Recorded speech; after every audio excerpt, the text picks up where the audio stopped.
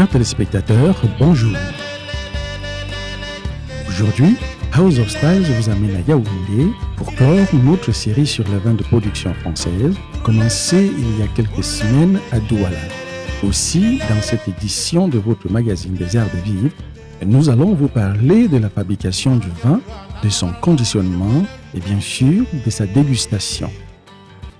Produire du vin est une opération complexe qui requiert de la part du vinificateur, même le plus aguerri, une totale maîtrise des techniques et une vigilance de tous les instants, de la récolte à la mise en bouteille.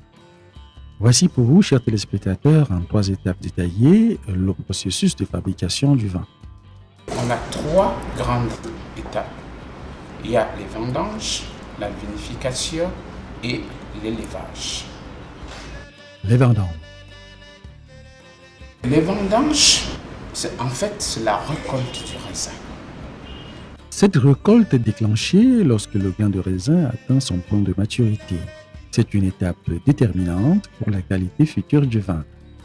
Les raisins vendangés sont transportés dans des chais pour la vinification. La vinification est l'ensemble des opérations nécessaires à la transformation du mou du jus de raisin en vin. Lors de la vinification, les matières colorantes responsables de la couleur d'un vin sont contenues dans la peau des raisins. Cependant, lorsqu'il est directement pressé, le jus est incolore. Il sera donc nécessaire de mettre en contact les peaux et les jus afin que la couleur puisse se diffuser dans le mou. Cette macération caractérise la vinification d'un vin rouge. Pour plus de détails, voici quelques étapes cruciales de la vinification en rouge.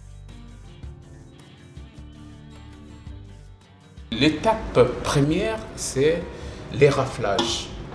Les grains de raisin qui arrivent au niveau du chai viennent sous forme de grappes, c'est-à-dire que les grains sont encore collés à la branche végétale et il faut séparer le grain de raisin de la branche végétale. Cette opération permet de limiter le goût herbacé dans le vin.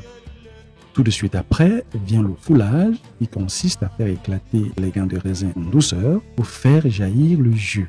Le jus qui va ensuite être ajouté à la levure plus envoyé dans le cuivre de fermentation. La fermentation alcoolique, c'est la dégradation du sucre contenu dans le jus de raisin par la levure. Après la fermentation, tout le sucre fermenticible s'est dégradé en alcool. Maintenant, on va passer à l'étape supérieure qui est la macération. La macération, c'est le processus par lequel toutes les substances aromatiques contenues dans les peaux sont extraites pour donner de la couleur. Et ce, quel que soit le type de vin qu'on veut produire, ou c'est uniquement pour le vin rouge ou le vin coloré. Oui, la macération, c'est un processus typique pour le vin rouge. Après la macération, on passe à l'étape supérieure. Le pressurage, c'est le phénomène par lequel on doit éliminer certaines substances qui existent encore dans le jus pour obtenir un vin de presse. Plus riche en tanins et en couleur. Et après ce pressurage, on va à la fermentation manolactique. En effet, sous l'influence des bactéries lactiques, cette seconde fermentation transforme l'acide malique fort en acide lactique faible, entraînant ainsi la formation de nouvelles saveurs aromatiques. Après la fermentation manolactique, on passe à l'élevage. Il existe 2 types d'élevage. L'élevage en cuve d'inox pour les vins très jeunes et l'élevage en cuve de chêne, recommandé lorsqu'on désire obtenir des vins nobles, puissants, capables de vieillir, avec beaucoup de caractère et de rondeur.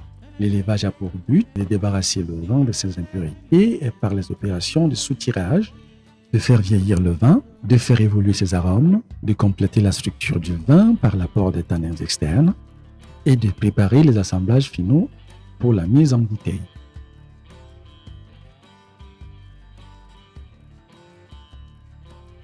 La vinification de vin blanc. Sachant que seule la peau du raisin est chargée de matières colorantes, on peut donc élaborer du vin blanc à partir de raisins blancs, blanc des blancs, ou à partir de raisins noirs à jus blanc, ce qui est souvent le cas pour les champagnes. Il suffit alors d'éviter un contact prolongé entre le jus et les parties solides de la grappe, car la principale caractéristique de la vinification en blanc est de ne comporter aucune macération.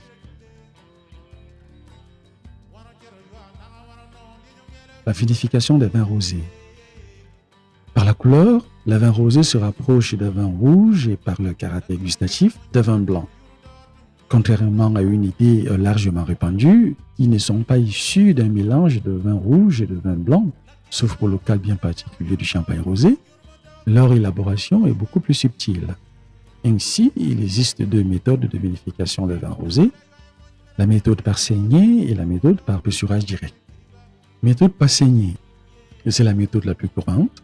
Elle commence par une macération très courte des raisins rouges et consiste ensuite à écouler la cuve à la saignée en retirant une partie du jus lorsqu'on estime avoir obtenu la couleur souhaitée. La durée de la macération dépend de l'intensité colorante recherchée. Elle peut varier de quelques heures à une nuit, voire 24 heures. Le mou obtenu est ensuite vinifié comme un vin blanc. Méthode par pessurage direct. Cette méthode est plus rare. Les raisins rouges sont tout d'abord foulés, ce qui permet une légère diffusion de la couleur dans le jus, puis pressé. Le mou est ensuite vinifié comme un vin blanc. Ces rosés, généralement très pâles, sont appelés vins gris. Voilà en gros les différentes étapes qui interviennent pour la fabrication du vin.